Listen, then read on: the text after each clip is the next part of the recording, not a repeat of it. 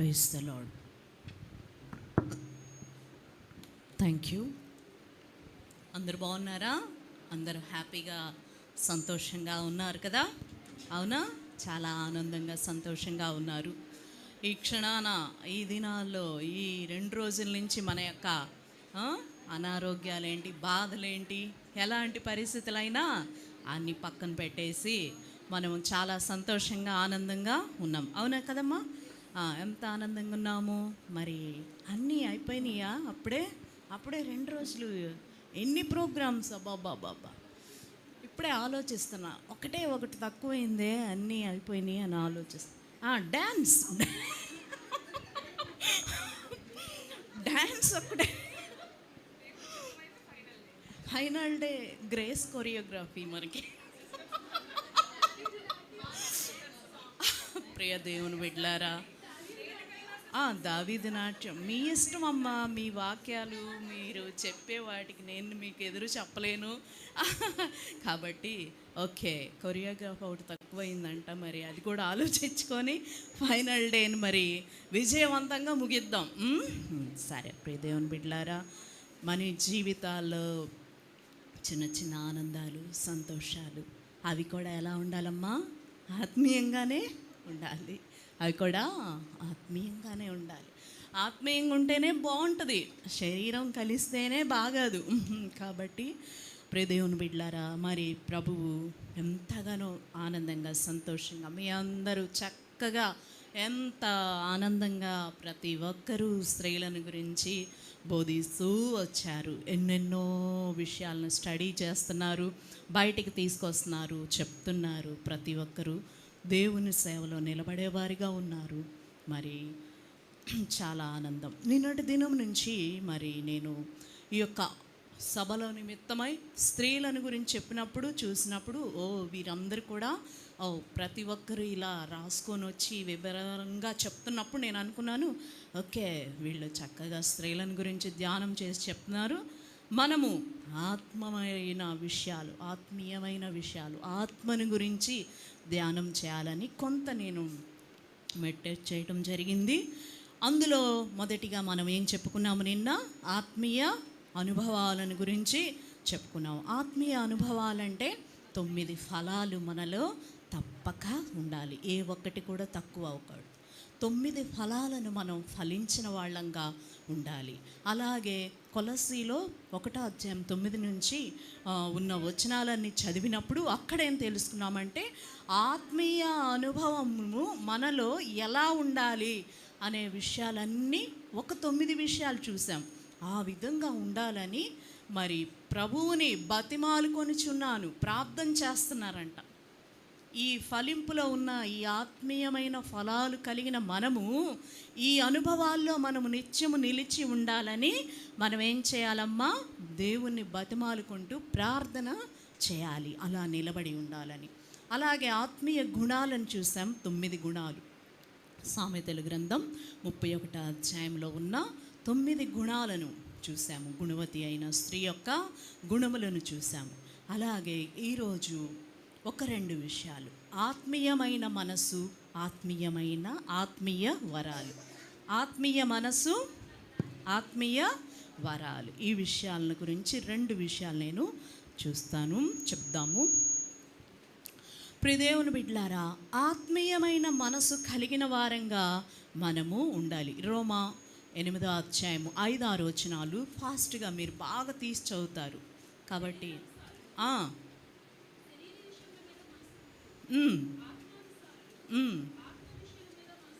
చూడండి. ఆత్మానుసారమైన మనస్సు, కిందకి చదవం.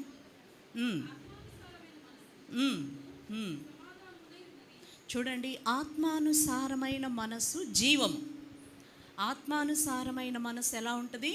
ఎప్పుడు జీవంతో ఉంటుంది, జీవము.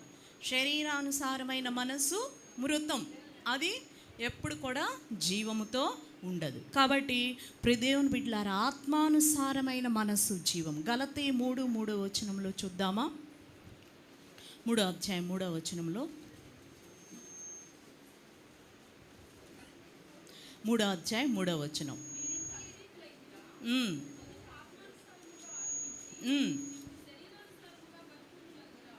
చూసారా, మొదట ఆత్మానుసారులుగా ఆరంభిస్తున్నారు, మరి చివరికి వచ్చేటప్పటికి ఉదయం సొలొమోన్ గురించి అదే చూసాం కదా.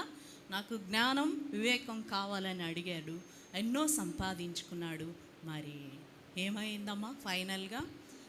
అందుకే అంటారు ఆరంభం చక్కగా ఉండొచ్చు కానీ ఆరంభం కంటే అంతం చాలా ముఖ్యం. మనం ఎలా బ్రతికాము, ఎట్లా బ్రతుకుతున్నాం, ఏమున్నాయి ఏమి లేదు, అది కాదు మనకు ముఖ్యం, ఎలా బ్రతుకుతున్నాం అనేది మనకి చాలా ముఖ్యం.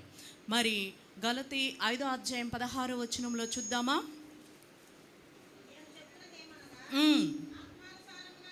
ఆత్మానుసారంగా నడుచుకునండి. రోమా పత్రిక 7వ అధ్యాయం 6వ వచనంలో చూద్దాం.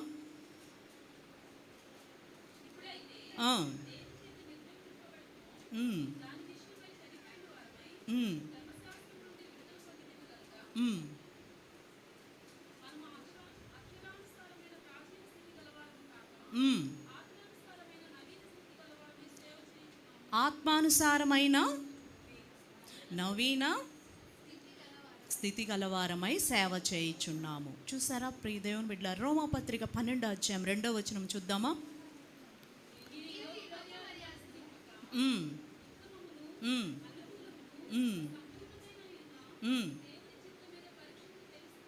చూడండి చాలు, ఈ వచనంలో ఆత్మానుసారమైన మనసు కలిగిన వాళ్ళు దేవుని చిత్తమేదో పరీక్షించి తెలుసుకుంటారు. కొలస్సీ 3:1 చూసినట్లయితే పైనున్న వాటిని వెతకండి, పైనున్న వాటి మీద మీ మనసు ఉంచుకోండి. ఫిలిప్పీ 4:8 ఒకసారి చూద్దామా.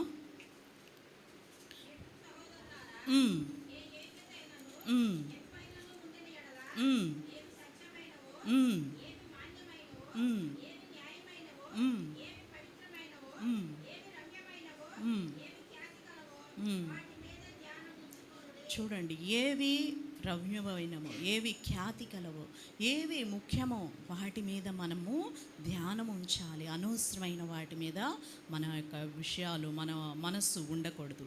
చూడండి, ఆత్మీయమైన మనసు కలవారము కలిగిన వాళ్ళని మనం ఎలా గుర్తించాలంటే వాళ్ళల్లో వాళ్ళ ఇష్టం అనేది ఉండదు. ఏముండదమ్మా?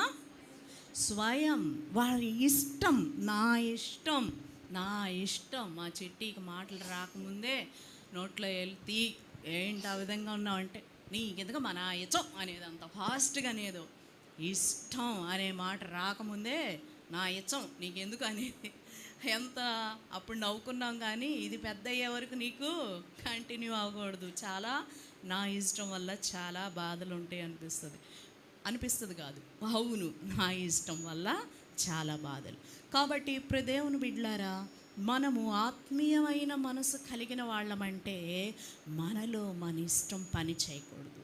మన ఇష్టం, నా ఇష్టం, నాకు ఇష్టం లేకపోతే నేను చెయ్యను, నాకు ఇష్టం లేకపోతే నేను రాను, నా ఇష్టమే జరగాలి, నేనేమనుకుంటున్నానో అది జరిగి తీరాల్సిందే, దానికోసం నేను ఎంత దూరమైనా వెళ్తా, దానికోసం నేను ఏమైనా చేస్తా, ఎన్నైనా చేస్తా, ఎలాంటి బంధాన్నైనా తెంపేస్తా, ఎలాంటి పరిస్థితినైనా మార్చేస్తాను. దేనికోసం?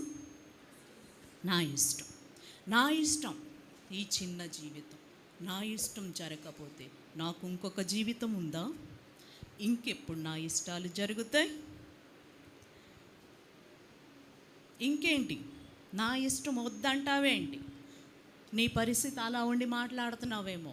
మాకు చాలా జీవితం ఉంది, నా ఇష్టం మాత్రమే జరగాలి, నా ఇష్టం. నేను ఎవరి గురించో ఎక్కువ చెప్పడానికి ఇష్టపడను. బైబిల్లో ఉన్న విషయాలు తర్వాత నా విషయాలే చెప్పడానికి నేను ఇష్టపడను. నేను కూడా నా ఇష్టం అనే దాన్ని జయించడానికి చాలా సంవత్సరాలు పట్టింది. నా ఇష్టం వచ్చినట్లుగా ఉండాలి. నాకు ఇష్టం లేని దాన్ని నేను ఏది చేయను. అది ఎంత పెద్ద పరిస్థితి అయినా నాకు అనవసరం. నా ఇష్టం జరగాల్సిందే. నాకు ఇష్టం వచ్చిన విషయం జరిగే వరకు నేను వెయిట్ చేస్తాను. ఎంత సహనముగా అయినా ఉంటాను, చూస్తాను, ఎలా రాదు చూస్తా, రప్పించుకుంటా, జరిగించుకుంటా. నా జీవితంలో నేను తెలుసుకున్నాను, నా ఇష్టం అనే దాని గురించి మనము తీసుకునే ప్రయాసం ఉంటుంది చూసారా, అది జరగకపోతే ఎంత టెన్షన్ పడతామో, అది జరిగించడానికి ఎన్ని ఘోరాలు నేరాలు చేస్తాము, అది జరగడం కోసం ఎన్ని అబద్ధాలైనా ఆడతాం. నా ఇష్టం జరగాల్సిందే, ఇప్పుడు ఇది జరగాల్సిందే, నా ఇష్టం అనేది చాలా చాలా బాధాకరమైన విషయం. ఎందుకంటే అది జరిగించుకోవడం కోసం మనం ఎన్నో పడరాని పాటలు పడాలి. నా ఇష్టమే లేకపోతే ఎంత హ్యాపీయో, అవునా కాదా? కాబట్టి ప్రియ దేవుని బిడ్డలారా, ఇప్పుడు మా చెల్లి నా గురించి మొన్న మధ్య ఒక సాక్ష్యం ఇచ్చింది. ఏమంటుందంటే మా చెల్లి, పలానా చోట ఫంక్షన్ ఉంది, వస్తున్నావా అక్క అంది. తెలీదమ్మా, వస్తానో రాలేదు. తెలీదా? అదేంటి అలా చెప్తున్నావు? మన బంధువులక్క, వస్తున్నావా రావట్లేదా? నాకు తెలీదమ్మా, మీ బావగారు పంపిస్తే వస్తాను, తీసుకొస్తే వస్తాను, వెళ్ళమంటే వస్తాను. ఏం మాట్లాడుతున్నావు? అలా మాట్లాడుతున్నావేంటి? రా అని చెప్తుంది. మా అమ్మకు మళ్ళీ ఫోన్ చేసి ఓకే ఆలోచించుకొని చెప్తాను అని చెప్పి ఫోన్ పెట్టేసి మా అమ్మ ఫోన్ చేసి చెప్తుందంట, మమ్మీ చాటక్కకి ఎంత మంచి హ్యాపీ లైఫ్, ఆమెకి ఇష్టాలే ఉండవు, వాళ్ళ ఆయన తీసుకెళ్తే వస్తుందంట, బావగారు తీసుకెళ్తే వస్తుందంట, వద్దంటే రాదంట, అది మన ఫంక్షన్ అని కూడా లేదంట, ఏం టెన్షన్ లేదు, టెన్షన్ ఫ్రీగా ఉంది అక్క, లైఫ్ చాలా బాగుందమ్మా, నేను దానికోసం కారు బాగుందా, మనం వెళ్తున్నామా, పిల్లలకి సెలవు ఉందా, మరి ఏం వస్త్రాలు ధరించాలి, ఇంత టెన్షన్ పడుతుంటే ఆరాంగా హ్యాపీగా, నాకు తెలియదు, మీ బావగారు తీసుకొస్తే వస్తాను, లేకపోతే వెళ్ళాలి, చూడాలి, అది ఒక చనిపోయిన వ్యక్తి, మన బంధువు, ఇది కూడా లేవేంటమ్మా, నీ ఇష్టాలు ఏముండవా, ఆమె ఇష్టాలు ఏముండవంట, ఆమెకి ఇష్టాలు ఏముండవంట. అవును వెళ్ళాలి, లెగండి పాస్టర్ గారండి, నన్ను తీసుకొని వెళ్ళాలి, నువ్వు లెగాలి, నువ్వు అవి తీసుకురా, ఇవి తీసుకురా, నేను టెన్షన్ పడాలి, ఆయన్ని టెన్షన్ పెట్టాలి, ఆయన ఆరాంగా లెగిసి నాకు ఇంట్రెస్ట్ లేదు వద్దు అంటాడు, ఒక్క మాట, కథం, నాకు కథం, ఇంకా నాకు ఇంట్రెస్ట్ లేదు, నువ్వు మౌనంగా ఉంటావా, ప్రార్థనలో ఉండు, నన్ను టెన్షన్ పెట్టద్దు. ఇంత ప్రయాసపడి ఒకే ఒక మంచి మాట, ఏంటమ్మా, లేదు, అవకాశం లేదు, అప్పటికి నాకంత బీపీ, షుగర్లు, హార్ట్ అటాక్లు, క్యాన్సర్లు ఇవన్నీ వచ్చేస్తాయి అంత టెన్షన్కి. అది నా జీవితంలో నేను నేర్చుకున్నాను. ఆయనకి ఇష్టమై పద బయలుదేరంటే వెళ్తా, పెళ్ళ, చావా, ఫంక్షనా, ఏమి, అది ప్రార్థన, రిటైర్మెంట్ ఫంక్షనా, నాకు అది అవసరం లేదు. నా ఇష్టాన్ని ఎంత చంపేసుకున్నానంటే, ఎంత తీసేసుకున్నానంటే, ఇంకా ఈ రోజుకి నా ఇష్టంలో బ్రతుకుతా కాదు, ఆ ఇష్టాన్ని నెరవేర్చుకోవడానికి నేను పడుతున్న ప్రయాస, టెన్షను, వీటి వల్ల షివరింగులు, బీపీ, షుగర్లు, అప్ అండ్ డౌన్లు వద్దు. ఎందుకు ఇంత టెన్షన్ ఎందుకు? మరి అవతల వాళ్ళకి ఏం చెప్తావు? నీ బంధువులే కదా, వాళ్ళు ఏమంటారు? చాలామంది అడుగుతారు, రావేంటి, ఎప్పుడు రావు కదా, ఎక్కడికి రావు కదా, రావు కదా, ఎస్ రాను, ప్రశాంతంగా ఉంటా, రావు కదా, అమ్మా ప్రార్థన రా అని ఫోన్ చేస్తా, తప్పకుండా వస్తాను ఆంటీ అని, రావులే ఉంటా బాయ్ అనమాట.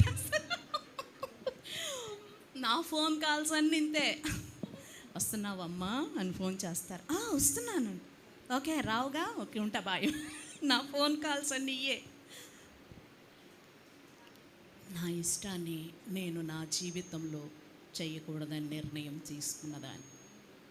ఎంత ప్రశాంతమైన జీవితం ఉంటుందో తెలుసా?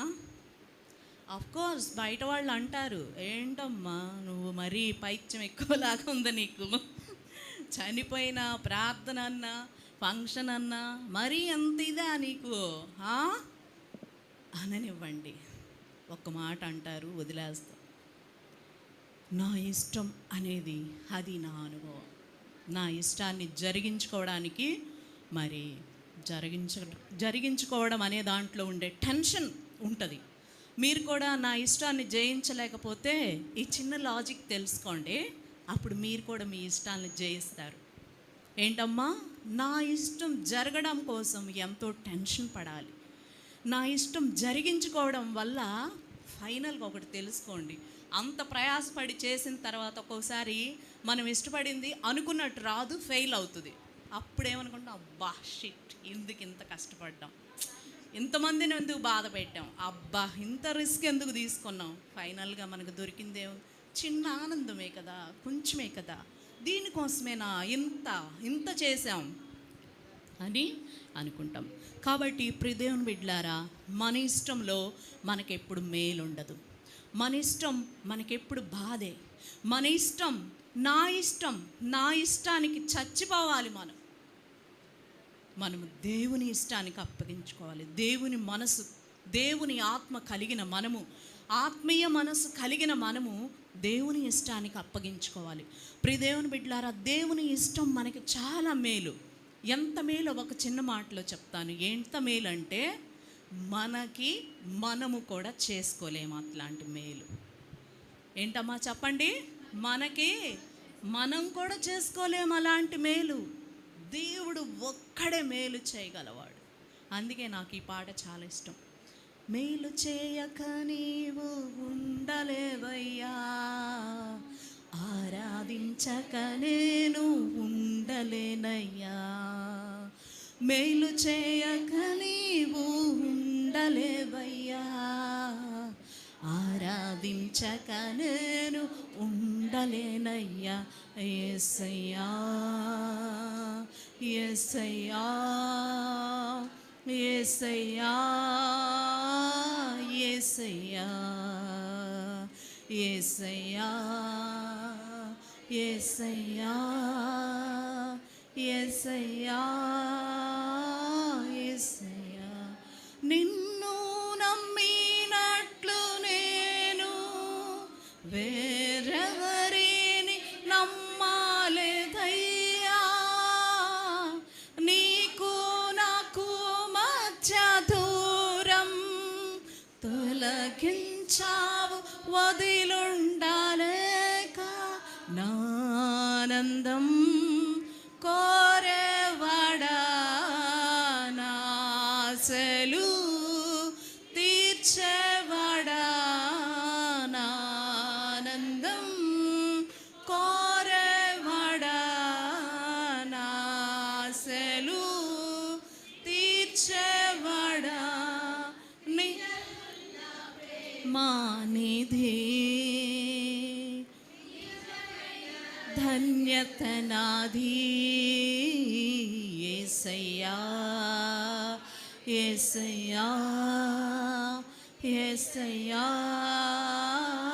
యేసయ్యా యేసయ్యా యేసయ్యా యేసయ్యా యేసయ్యా.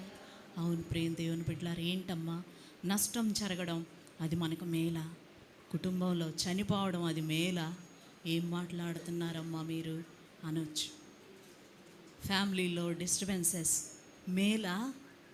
ఏం మాట్లాడుతున్నారు? ఎస్, ఒక సామెత ఉంది, అది అనటానికి ఇష్టం ఉండదు, కానీ మరి ఏంటంట, పుల్లొంగర పొయ్యికి తెలుసు అంట. దాన్ని ఎలాగా చేయాలో పొయ్యికే తెలుసు అంట. కాబట్టి దేవునికి బాగా తెలుసు మనుషుని యొక్క రెబల్ నేచర్, మనుషుని యొక్క అవిధేయతలు, మనుషుని యొక్క ఇష్టాలు, అక్రమాలు. ఇన్ని అన్నీ కాదు, ఆయన ఎంత వేదన పడుతున్నాడో, ఎంత బాధపడుతున్నాడో. మనుషుని యొక్క రెబల్ నేచర్, మనుషుని యొక్క అక్రమమైన విషయాలు ఆయనకి తెలుసు.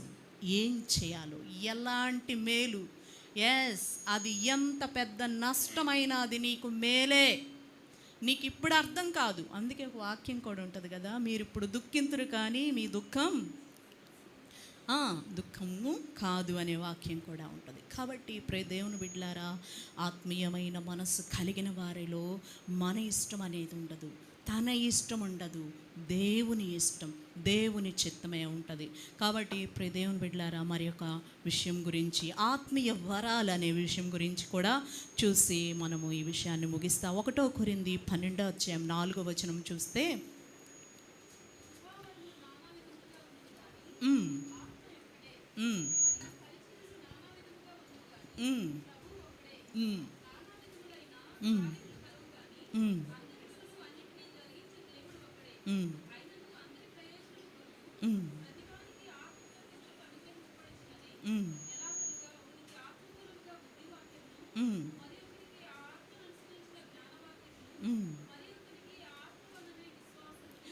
చాలమ్మా, ఇంకా ఇవన్నీ చాలా పెద్ద వచనాలు, దాదాపు 31 వచనాల వరకు మనం చూసినట్లయితే చాలా విషయాలు ఉన్నాయి. అందరి ప్రయోజనం కొరకు, ఆత్మ ఒక్కడే, ప్రభు ఒక్కడే, దేవుడు ఒక్కడే, అందరి ప్రయోజనం కొరకు ప్రతి వానికి ఆత్మ ప్రత్యక్షతలు, ఆత్మ మూలంగా బుద్ధివాక్యం, ఆత్మను అనుసరించి జ్ఞానవాక్యం, ఆ ఆత్మ వల్లనే విశ్వాసం, ఆత్మ వల్లనే స్వస్థపరచు వరములు, ఆ ఆత్మ వల్లనే ప్రవచన వరములు, ఆత్మల వివేచన, నానావిధ భాషలు, అద్భుత కార్యాలు చే శక్తి అనుగ్రహింపబడి ఉన్నవి. ప్రియ దేవుని బిడ్డలారా, మరి ఒకనికి భాషల అర్థం చెప్పు శక్తి అనుగ్రహింపబడి ఉన్నది. అయినను వీటన్నిటినీ ఆ ఆత్మ ఒక్కడే తన చిత్తము చొప్పున ప్రతివానికి ప్రత్యేకంగా ఇచ్చుచు కార్యసిద్ధి కలుగజేయుచున్నాడు. ప్రియ దేవుని బిడ్డలారా, 28వ వచనం చూస్తే కొందరిని అనే మాట కరెక్ట్గా అక్కడ వ్రాయబడి ఉంటుంది. కొందరిని అపోస్తులుగా, ప్రవక్తలు,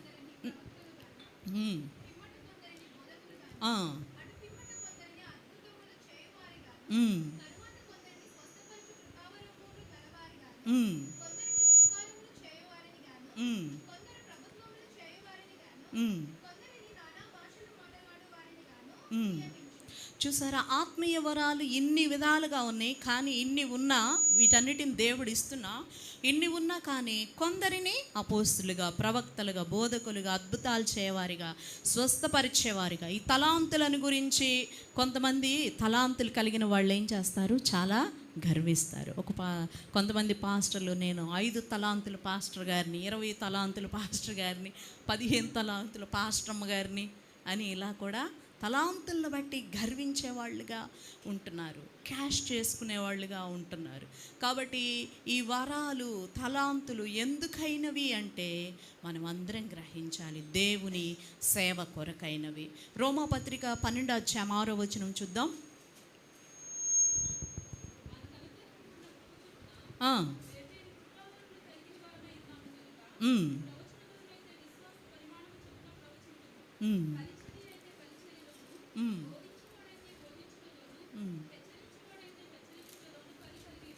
చూడండి ప్రియ దేవుని బిడ్డలారా, ఈ యొక్క విషయాలను దాదాపుగా ఇది ఒక పెద్ద మెసేజ్.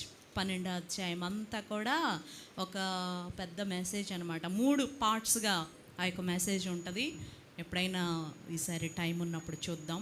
1వ వచనం నుంచి 2వ వచనం వరకు ఉన్న విషయాలను పర్సనల్ లైఫ్ తీసుకోవాలి. 12వ అధ్యాయం 3వ వచనం నుంచి 8వ వచనం వరకు ఉన్న విషయాలు చర్చ్ లైఫ్.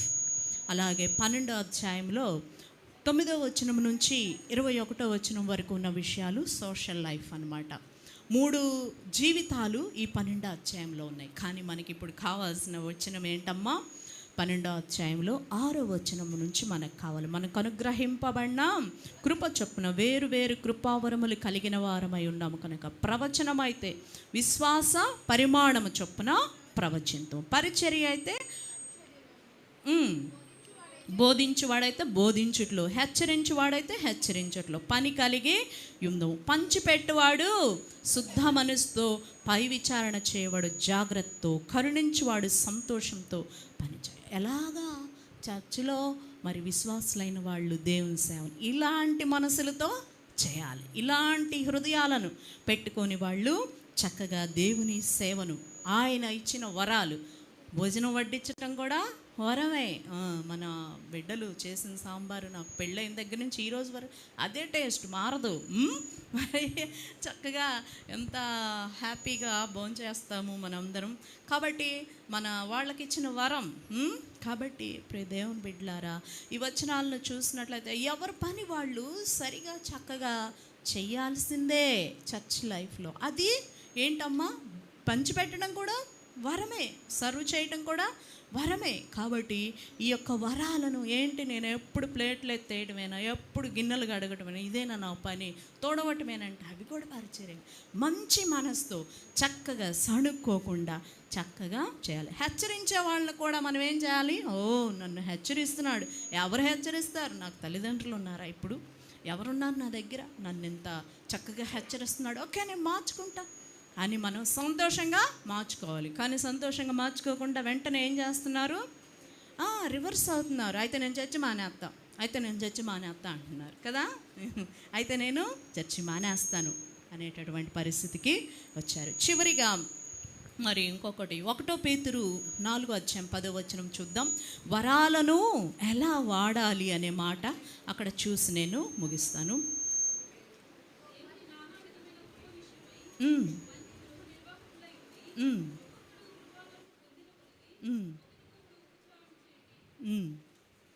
చూసారా, వరాలను ఎలా వాడాలంటే కృపావరం పొందిన కొలది ఉపచారము చేయాలి. ఇందువలన దేవుడు మహింపరచబడతాడు. సరే ప్రియ దేవుని బిడ్డలారా, ఆత్మీయ మనసు కలిగిన వారు వారి ఇష్టాలను వదిలేసి దేవుని ఇష్టాన్ని చేయాలి. ఎందుకంటే అమ్మా, మన ఇష్టం మనకి బాధలు, రోగాలు, సమస్యలు, టెన్షన్స్ తీసుకొస్తుంది. అదే దేవుని ఇష్టం అయితే మనం కూడా మేలు చేసుకోలేం. దేవుడే మంచి మేలును మనకి చేసేవాడుగా ఉన్నాడు. ఆయన చేసినట్లుగా మేలు మనకి ఎవ్వరు కూడా చేయలేరు. అది ఎలాంటి నష్టమైనా అది మీరు లక్ష్య పెట్టకూడదు. అది ఎంత పెద్ద ఘోరమైన విపత్తు అయినా నష్టమైన దాన్ని లక్ష్యం ఉంచకూడదు. దేవునికి తెలుసు, దేవునికి మాత్రమే తెలుసు మనకేది మేలో అది చేయడం. అలాగే ఆత్మీయ వరాలు చూడండి, దేవుని పిల్లలకు, దేవుని సహోదరులకు, సంఘంలో ఉన్న వాళ్ళకి ఏ వరం ఉన్నా, అది తుడిచేదైనా, కడిగేదైనా, వండేదైనా, వడ్డించేదైనా, ఏదైనా దేవుడు అది మీకు ఇచ్చారు అంటారు కదా కొంతమంది. ఆంటీ వడ్డించిందంటే అది ఎంత ఉన్నా అందరికీ సరిపోతుంది, ఎంత చక్కగా వడ్డిస్తుందో. ఎట్లాగ వస్తుంది వరం అది. ఆంటీ ఒక్క పచ్చడి చేస్తే చాలు, సాంబార్ చేస్తే ఇంకొద్దు, అసలు నాన్ వెజే వద్దు మాకు, మధురం అంటాం. ఎందుకంటాం? అంతే మరి, అది వరం. కాబట్టి మనం దేవుని సంఘంలో మనకి వరాలు ఉన్నవాళ్ళు, వరాలు లేని వాళ్ళు బాధపడవసరం లేదు. తప్పకుండా మీరు నిజమైన ఆత్మీయులుగా మారితే, ఆత్మ ఫలాలు మీలో ఉంటే, ఆత్మ గుణాలు మీలో ఉంటే, ఆత్మీయమైన మనసు మీలోకి వస్తుంది. అలా వచ్చినప్పుడు మీకు తప్పకుండా దేవుడు ఆత్మీయమైన వరాలను, ఆత్మ వరాలను ఇస్తాడు. పాడేవాళ్ళుగా, ప్లే చేసేవాళ్ళుగా, అన్నీ అన్నీ అన్నీ. ఇప్పుడు ఎంతమంది మల్టీ స్టార్స్ని చూసామండి మనం ఇక్కడ. అబ్బబ్బబ్బబ్బా, అసలు 2 రోజులు అప్పుడే అయిపోయిందా అన్నట్లుగా ఉంది. కాబట్టి ఎన్ని వరాలతోటి మనం ఉన్నాం. ఈ వరాలన్నీ మన కోసం కాదు, మనం సెలబ్రిటీస్ లాగా అవటానికి కాదు, ఇన్ని తలాంతులు ఉన్నాయి, అన్ని తలాంతులు ఉన్నాయి, అలా ఉన్నాయి, ఇలా ఉన్నాయి అని అనుకోవడానికి కాదు. ఎందుకమ్మా? ఈ వరాలన్నీ దేవుని సేవ కొరకు, దేవుని మహిమ కొరకు. మనం పేతురులో చివరిగా చదివిన విషయం అదే, ఎలా పంచిపెట్టాలి, ఎలాగా మరి చేయాలి, చూడాలి అనేవి. కాబట్టి ప్రియ దేవుని బిడ్డలారా, ఈ యొక్క మంచి అవకాశాన్ని దేవుడు మనకి ఇచ్చాడు. స్త్రీలమైన మనం, ఎంతో బిజీ లైఫ్లో ఉన్న మనకి దేవుడు మంచి సబ్జెక్ట్ని, మరి మంచి విషయాలను ఇచ్చాడు. మరి ఒకసారి గుర్తు చేసుకుందామా? ఆత్మీయ అనుభవం మీలో ఉందంటే 9 ఫలాలు ఫలించాలి. కొలస్సీ 1:9 నుంచి చదివినట్లుగా ఆత్మీయ అనుభవాలు మనలో ఉండాలని ప్రతిరోజు మనం దేవుణ్ణి ప్రార్థన చేసుకోవాలి, బతిమలాడుకోవాలి ఆయన్ని. దేవా, నీ అనుభవాల్లో మమ్మల్ని ఇంకా బతికించుంచయ్యా, మేము తప్పిపోకుండా చేయని. ఆత్మీయ గుణాలు 9 మనలో ఉండాలి. సామెతల గ్రంథం 31 ఉన్న 9 గుణవతి అయిన స్త్రీ యొక్క గుణాలు ఉండాలి. ఆత్మీయ మనసు గలవారమైతే నా ఇష్టం అనేది ఉండకూడదు. దేవుని ఇష్టమే ఉండాలి మనలో. అదే ఆత్మీయమైన మనసు కలిగిన వారంగా మనం ఉన్నామంటానికి రుజువు. ఆత్మీయ వరాలు అలాంటి వారికి దేవుడు అనుగ్రహిస్తాడు. అలాంటి వరాలను మన కోసం మరి మనము ఘనత కోసం క్యాష్ చేసుకోవడం కోసం, గర్వించడం కోసం ఉండకూడదు. కానీ ఆయన యొక్క మహిమ కొరకు ఆ వరాలను మనము ఉపయోగించాలి. అది భోజనం వడ్డించడమైనా, టీ అందించడమైనా, మంచి హృదయంతో, మంచి మనసుతో, సంతోషంగా ఏం చేయాలమ్మా మనము ఆ చిన్న పరిచర్యను చూడాలి. మన్నేశ్వర ఆంటీని చూస్తున్నాను వచ్చిన దగ్గర నుంచి. పాపం ఆంటీ ఎప్పుడు కింద అంకుల్ వాళ్ళకి అందరికీ డేక్షాలు, గిన్నెలు, చక్కగా కూరలు తీసుకురావడం, సరిగా వేస్తున్నారా లేదా చూడటం, ఇవన్నీ చూస్తున్నప్పుడు ఆమె పరిచర్య అది సీరియస్గా చేస్తుంది. స్కిట్లో కూడా అదే పరిచర్య వచ్చేటప్పటికి నాకు ఇంకా అదే కంటిన్యూ అయిపోద్దేమో లైఫ్ అంతా ఆంటీకి అనిపించింది.